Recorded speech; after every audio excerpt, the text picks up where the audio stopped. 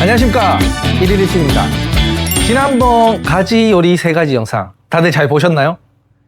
제가 가지를 워낙 좋아하는 식재료다 보니까 3가지만 딱 보여드리고 넘어가기에는 좀 아쉬움이 남더라고요. 그래서 오늘은 보너스 트랙 같은 느낌으로 딱 하나만 더 준비해봤습니다. 그렇다고 너무 복잡하고 땀 빼는 요리를 할 건 절대 아니고요.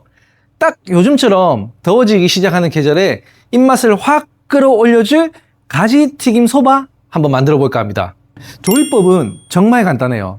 가지를 튀긴 다음에 쯔유에 푹 절여두기만 하면 끝입니다. 일본 요리에서는 이걸 아게비타시라고 부르는데요. 가지가 기름을 만나서 부드러워지면서 쯔유의 감칠맛을 스펀지처럼 쫙 빨아들이거든요. 이것만 만들어서 냉장고에 차갑게 식혀둬도 훌륭한 요리가 됩니다. 여기에 잘 삶아낸 메밀면, 그리고 소화를 돕고 시원한 맛을 더해준 갈아낸 무만 툭 얹으면 간단하게 완성입니다. 집에서도 전문점 못지않게 깊은 맛을 낼 수 있으니까요. 오늘도 어렵지 않습니다.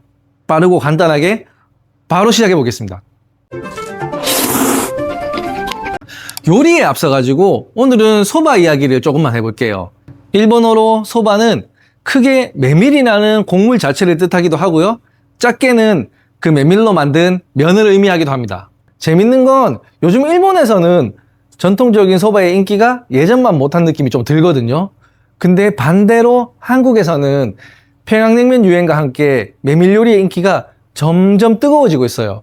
조금 묘한 온도차가 있는 것 같더라고요. 원래 메밀은 척박한 땅에서도 잘 자라서 먹을 게 없던 시절에나 먹던 구황작물이란 건 다들 아시잖아요. 그런데 지금은 상황이 완전 역전됐습니다. 요즘 국산 쌀 중에 그래도 비싸다고 하는 철원 오대미가 20kg 한 포에 85,000원 정도 하거든요. 그럼 국산 순메밀 20kg는 얼마인지 아세요? 평균 28만 원입니다. 쌀 가격의 3배가 넘어요. 이제는 메밀 보고 구황작물이라고 부르면 안 될 것 같아요. 정말 비싸고 귀한 식재료가 됐죠. 이렇게 귀해진 메밀을 한국과 일본에서는 주로 여름에 차가운 면 요리로 즐겨가지고 먹잖아요. 근데 사실 산지마다 조금씩 다르긴 하지만 메밀의 진짜 제철은 가을에서 겨울로 넘어가는 시기가 제철이에요. 왜 굳이 제철 이야기를 하냐면요. 소바, 이 메밀 요리에서 가장 어려운 게 메밀 향을 살리는 일이거든요. 메밀을 수확한 지 얼마나 지났는지, 재분할 때 열을 얼마나 받았는지에 따라 가지고 그 섬세한 향이 금방 날아가 버려요. 제대로 된 메밀 향을 온전히 느끼는 게 생각보다 참 까다로워서 소바는 일본 요리 장르 중에서 굉장히 매니악하지만 그만큼 깊은 가치가 있는 분야라고 저는 생각하고 있어요. 저도 굉장히 소바를 좋아하고 소바 전문점도 운영했던 경험이 있기 때문에 물론 언젠가 기회가 된다면 이런 깊고 진지한 소바 이야기도 한번 다뤄보고 싶지만요. 오늘은 머리 아픈 요리 말고 집에서 시판 겉면을 사용해가지고 이 계절에 맞게 뚝딱 만들어 드실 수 있는 방법을 알려드릴 테니까 끝까지 집중해주세요.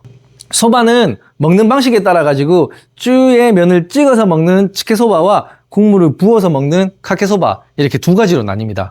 일본에서는 주로 이제 치케소바는 차갑게, 카케소바는 따뜻하게 즐기지만 이게 꼭 정해진 법이 있는 건 아니에요. 그래서 오늘은 차가운 국물을 부어서 먹는 냉 카케소바 스타일로 한번 만들어 보려고 합니다. 사실 찍어 먹는 치케소바는 쯔유에 굉장히 힘을 줘야 되거든요. 가다랑어도 몇 종류의 다른 걸 블렌딩 하기도 하고요. 고등어를 말려서 만든 고등어 포라든지 다시를 아주 진하게 뽑아내서 여기에 카이시라고 부르는 숙성 간장 원액을 이렇게 섞어서 만들죠. 이게 좀 짜고 진하다 보니까 면의 끝부분만 살짝 찍어서 먹어야 메밀 향이랑 쯔유의 밸런스가 딱 맞아 떨어지거든요. 저도 예전에 소바 매장을 직접 운영할 때 이 먹는 방식을 손님들에게 설명드리는 게 참 어렵더라고요. 우리나라는 냉면처럼 국물에 면을 푹 담가서 육수까지 시원하게 마시는 식문화에 좀 익숙하잖아요. 그렇다고 쯔유를 묽게 해버리면 그 맛이 확 떨어지거든요. 그래서 오늘은 우리 입맛에 맞게 푹 담궈서 먹어도 맛있는 각개소바로 준비했습니다. 집에서 따라하기 어렵지 않게 기본 이지방 다시만 잘 끓여가지고요. 여기에 미리 만들어둔 소스랑 섞기만 해도 전문점 못지않은 맛이 나도록 제 노하우를 꽉 압축해서 보여드릴게요. 소스도 따로 만드실 필요가 없어요. 제 영상 보신 분들은 만능 스키야키 소스 다 가지고 계실 건데 그거랑 섞기만 하면 끝입니다. 자, 본격적으로 요리를 시작해 보겠습니다. 오늘은 메인 재료인 가지를 튀기자마자 아주 차가운 조미액에 담궈야 예쁜 보라색이 확 살아나거든요. 그래서 조미액부터 먼저 만들어서 차갑게 식혀둘게요. 그리고 이 조미액이 오늘 소바의 쯔유가 될 거예요. 그래서 오늘은 국물 맛을 최고로 끌어올리기 위해서 육수에 힘을 한번 줘볼 겁니다. 냄비에 다시마랑 건표고 디포리를 넣고 끓이다가 마지막에 가스오부시까지 넣어주고요. 아주 진하게 우려낼 겁니다. 물론 기본적으로 끓인 이지방 다시를 간단하게만 쓰셔도 충분히 맛이 있습니다. 하지만 이렇게 여러 가지 재료를 복합적으로 넣고 진하게 끓여내면 표고의 묵직함이랑 멸치의 고소함 그리고 가스오부시의 향이 시너지를 내면서 감칠맛이 폭발을 하거든요. 우리가 감칠맛이라고 표현을 하는 글루타민산, 이노신산의 핵산까지 들어가잖아요. 진짜 전문점 뺨치는 훨씬 깊고 풍부한 맛이 날 거니까 꼭 이렇게 한번 다시를 끓여보세요. 그리고 이렇게 정성껏 맑게 걸러낸 육수에다가 만능 스키야키 소스를 8:1로 비율로 섞어주기만 하면 끝이에요. 스키야키 소스 자체에 이제 이미 맛의 밸런스가 묵직하게 잡혀 있어가지고 간단하게 섞기만 해도 훌륭한 소바쯔유가 완성됩니다. 여기서 중요한 조리 포인트가 하나 있거든요. 쯔유는 아주 차갑게 식혀야 가지의 색감도 살고 소바도 시원하게 즐길 수 있습니다. 그러니까 집에서 제 영상을 보고 따라 하실 때는 면을 삶거나 가지를 썰기 전에 일단 이 육수 내는 작업부터 제일 먼저 미리미리 해두시는 게 좋습니다. 그리고 오늘 공들여 가지고 이렇게 진하게 뽑아낸 이 쯔유 가지에만 쓰기엔 좀 아깝잖아요. 좀 넉넉하게 만들으셔가지고 이제 날씨가 더워지는 여름에 새우튀김을 올려도 되고 얇게 썬 파를 올려도 되고 갈아낸 마를 올려도 되니까 좋아하는 토핑을 다양하게 얹어서 올여름 내내 다채로운 소바 요리에 찰떡같이 활용하시면 됩니다. 자, 그럼 바로 육수부터 내보겠습니다. 자, 오늘 육수는 3리터를 끓일 거고요. 여기에 다시마랑 그리고 디포리는 한번 구워가지고 비린 맛을 날린 다음에 사용해 주시면 좋아요. 그리고 건표고 이렇게 넣을 거고요. 각각 30g, 1리터당 그러니까 10g씩이죠. 이렇게만 넣어주시면 됩니다. 이렇게 불을 올려가지고 팔팔 끓이진 않고 80도 정도에서 약 1시간 조금 덜 되게 그렇게 유지하다가 다시마가 많이 부드러워지면 그때 다시마는 건져내고 그 다음에 가스오부시를 넣고 끓일 거예요. 가스오부시도 똑같이 30g만 준비해 주시면 돼요.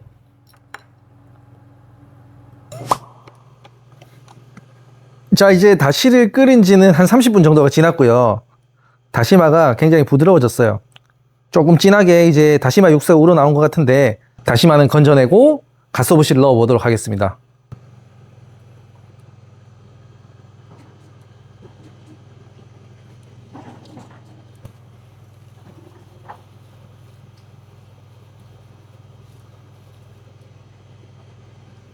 국물을 낼 때 사용했던 이 건표고도 잘게 채를 쳐서요. 쯔유에 한번 볶은 다음에 반찬으로 사용하셔도 충분히 맛있습니다. 가스오부시를 넣었으니까 이제 이대로 한 10분 정도만 더 우려내 볼게요.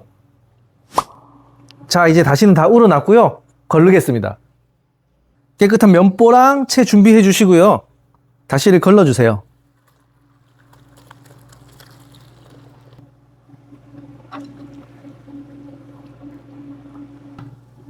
잘 우러난 것 같아요. 향이 좋네요. 건표고가 드러나서 이지방 다시랑은 조금 다른 향이 나긴 합니다. 이렇게 잘 우려낸 다시에다가 만능 스키야키 소스를 8:1의 비율로 섞어주시면 끝이에요. 8:1로 섞은 쯔유만 맛을 봤을 때는 조금 짜다고 느낄 수가 있거든요. 근데 거기에 튀긴 가지라든지 삶은 면이 들어가니까 간을 조금 세게 해주는 편이고요. 싱겁게 드실 분들은 9:1이나 10:1로 조금 더 늘리셔도 괜찮아요.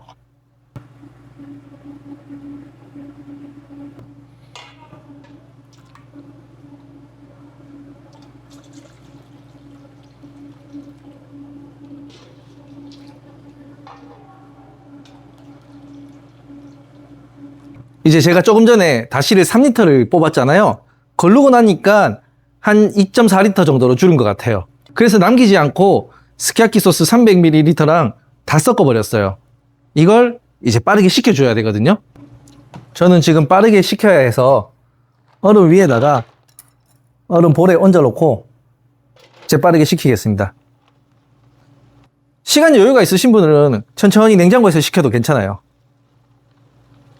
자, 쯔유가 냉장고에서 시원하게 식어가는 동안 메인 토핑인 가지를 준비해 보겠습니다. 지난번 히스이나스 영상에서는 가지를 튀긴 다음에 껍질을 싹 벗겨냈잖아요.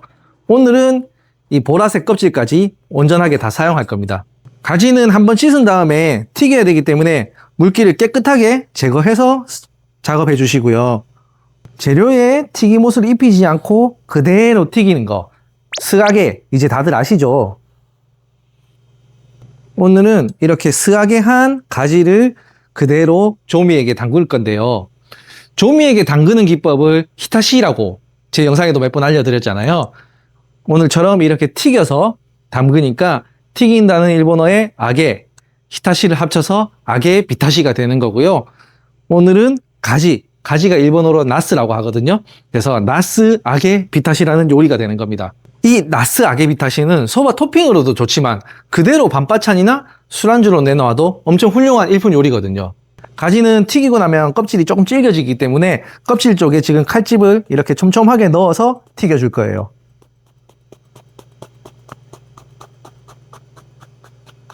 일정한 간격으로 튀겨주시고 길이는 조금 길게 절반으로 가겠습니다.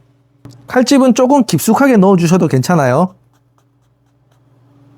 그래야 튀기는 시간도 단축되고 쯔유도 같이 깊숙이 맛이 배어들거든요.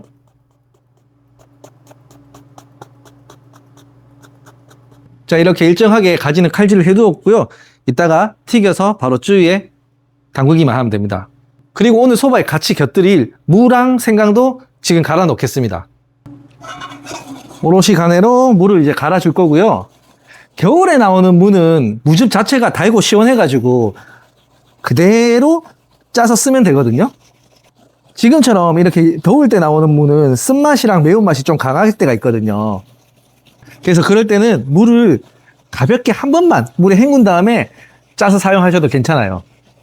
근데 여러분들 소바 먹을 때 왜 항상 가른 무, 다이콘 오롯이라고 하는데 짝꿍처럼 같이 나오는지 아세요? 당연히 무가 맛을 끌어올려주는 역할도 하지만 여기에는 굉장히 과학적이고 재밌는 이유들이 숨어 있거든요. 우선 첫 번째는 소화 때문이에요. 메밀이 생각보다 소화가 잘 안 되는 식재료거든요. 그래서 소화력이 약한 분들은 드시고 나서 속이 불편할 수가 있는데 그때 무에 들어있는 탁월한 탄수화물 분해 효소가 있거든요. 그게 메밀의 소화를 완벽하게 도와줍니다. 그리고 두 번째는 알레르기 완화 작용이거든요. 한국에서는 상대적으로 메밀 알레르기가 덜 알려져 있어요. 메밀이 체질에 따라 꽤 강한 알레르기를 유발하기도 하거든요. 무가 이런 메밀의 독성을 중화시켜주는 역할을 합니다. 그리고 메밀에 들어있는 가장 몸에 좋은 루틴이라는 성분을 무에 들어있는 효소가 흡수를 도와준다고도 하네요. 근데 이런 과학적인 측면 말고도요, 요리적인 측면에서도 굉장히 중요한 역할을 하거든요. 이 갈아낸 무가 쯔유에 쓱쓱 풀면은 무가 쯔유를 흠뻑 머금잖아요. 그래서 쯔유를 머금은 채로 면발에 착 엉겨붙게 되거든요. 그래서 면만 이렇게 후루룩 흡입해도 이 가른 무가 딸려 들어오다 보니까 쯔유의 깊은 감칠맛이 이제 면과 같이 입안에서 밸런스를 맞춰주는 거죠. 그래서 소바에서는 이 가른 무, 다이콘 오롯이가 절대 빠져서는 안 될 꽤나 중요한 핵심 재료인 것 같아요. 무는 가볍게 즙을 짜서 준비해 놓겠습니다. 이번에는 생강을 조금 갈아서 무랑 같이 곁들여 줄 거거든요. 저는 이제 생강 향이 좋아가지고 생강을 이렇게 같이 곁들이면 전체적인 밸런스를 잡아주는데 중요한 역할을 하고요. 혹시라도 생강을 별로 안 좋아하시는 분들은 생강 대신에 와사비로 대처하셔도 굉장히 괜찮을 거예요. 자, 이제 가지를 한번 튀겨 보겠습니다. 기름은 지금 한 170도에서 180도 사이, 173도 이 정도 온도가 되었고요. 가지 그대로 튀겨 주시면 돼요.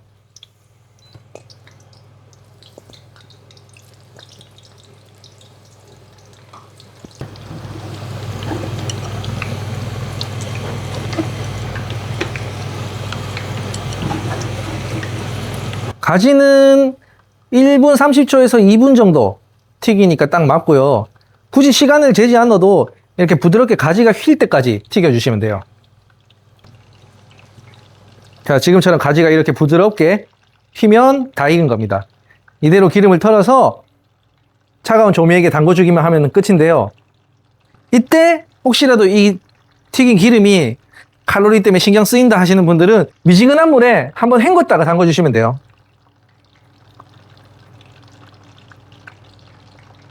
저는 깨끗한 기름을 사용했기 때문에 그냥 그대로 조미에게 담그겠습니다. 가지는 이제 이렇게 조미에게 담근 채로 최소 3시간 정도 냉장고에서 식혀둘 거거든요. 그러면 가지가 이 스펀지처럼 감칠맛 넘치는 이 쯔유를 쭉 빨아들이면서 맛이 잘 배입니다. 그리고 가지를 절일 때 껍질면이 쯔유에 담기도록 해서 좀 재워주세요. 이게 이렇게 노출이 돼버리면 이 쪽에 색깔이 빠져버리거든요. 그래서 이렇게 뒤집은 채로 냉장고에 3시간 동안만 넣어두겠습니다. 자, 이제 면을 삶고 요리의 대미를 장식해 보겠습니다. 제가 오늘 사용한 면은 온라인에서 쉽게 구할 수 있는 니아찌 소바 겉면을 준비했고요. 일본에서는 이 메밀면을 밀가루의 혼합 비율로 구분해서 이름을 짓거든요. 메밀에는 밀가루처럼 이 쫄깃함을 만들어주는 글루텐 성분이 없어요. 그래서 메밀 100%로만 가지고 반죽을 하면 끈기가 없어서 뚝뚝 끊어지기 십상이거든요. 찰기를 더하기 위해서 밀가루를 섞게 되는데 이때 밀가루가 2, 메밀이 8의 비율로 섞은 거를 일본어로 니하치라고 부릅니다. 2대 8이란 뜻이거든요. 당연히 밀가루 비율이 높아질수록 면을 만들기는 쉬워지고 원가는 조금 낮아지겠죠. 근데 그만큼 메밀 특유의 향이 줄어들고 식감도 달라지게 되거든요. 그래서 요리에 맞게 이 비율을 조절해서 면을 만드는 겁니다. 물론 밀가루를 하나도 섞지 않은 순도 100%의 주알이라는 소바도 존재해요. 하지만 메밀 100%라고 해서 무조건 제일 맛있는 소바라고 단정 지을 수는 없겠더라고요. 이게 툭툭 끊어지는 투박한 매력을 좋아하는 분들도 계시고 약간 쫄깃하고 대중적인 식감을 좋아하시는 분들도 계시거든요. 그래서 이 부분은 정답이 없으니까요.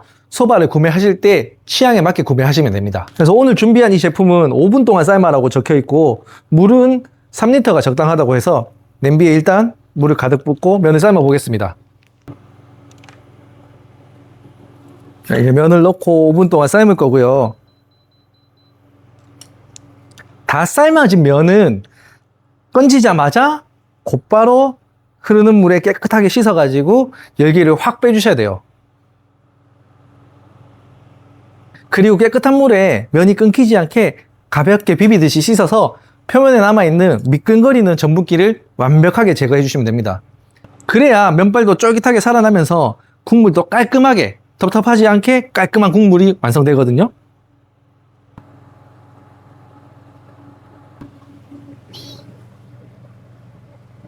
자, 이제 다 삶겼고요. 헹궈 보겠습니다.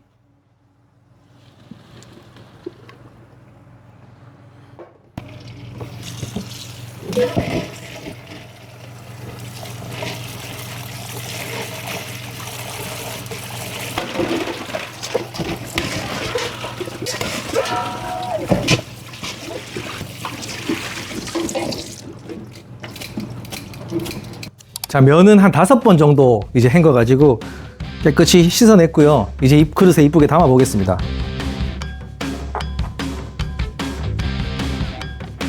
물기 턴 면을 이제 깔아주고요. 위에 차갑게 식혀둔 가지 먹음직스럽게 올려줄게요. 그리고 여기에 이제 감칠맛 폭발하는 쯔유 부어줄 거고요.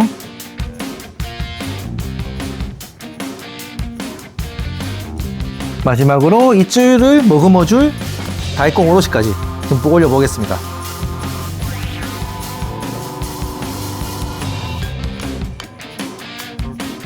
그리고 밸런스를 잡아줄 간생강도 조금 올려주고요.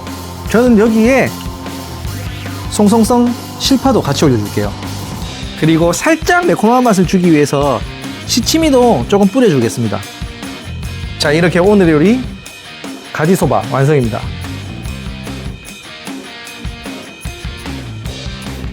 자, 이렇게 오늘은 다가오는 여름의 더위를 시원하게 날려줄 가지튀김 소바를 한번 만들어 봤습니다.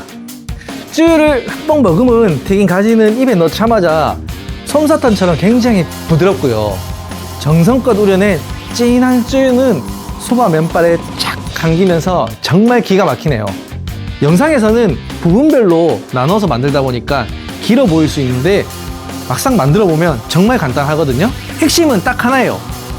미리 만들어서 차갑게 식혀두는 거.